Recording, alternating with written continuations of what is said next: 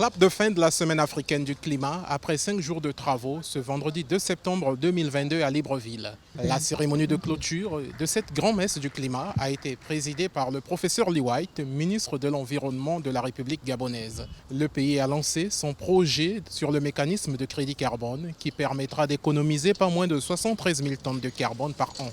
La Semaine africaine du climat de Libreville a permis de mieux outiller les États africains en vue de la COP27. C'est très important, la COP27, l'engagement de l'Égypte, l'engagement de l'Afrique. On a dit plusieurs fois, COP27, ça doit être le COP d'action.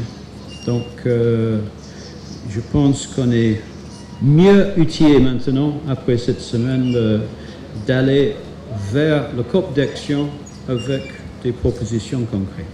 Plusieurs personnalités ont défilé dans la tente située juste derrière moi, telle que la jeune gabonaise Claudia Ondo, qui n'a pas manqué de réclamer auprès des décideurs une place importante de la jeunesse africaine dans le cadre de leur combat contre les changements climatiques. Les jeunes doivent être soutenus pour s'engager dans les différentes dimensions de la gouvernance politique, pour influencer la politique et les politiques en tant qu'acteurs dans les arènes délibératives de prise de décision.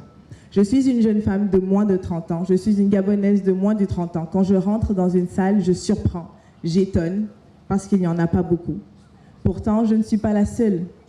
La forêt du bassin du Congo va certainement devenir le premier poumon écologique mondial après les importants dégâts causés par les incendies qui ont ravagé plusieurs hectares de l'Amazonie ainsi que des milliers d'espèces vivantes en 2019.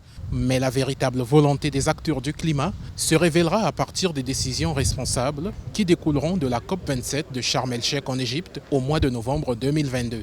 Deva Ponzou de Libreville au Gabon pour Africa 24.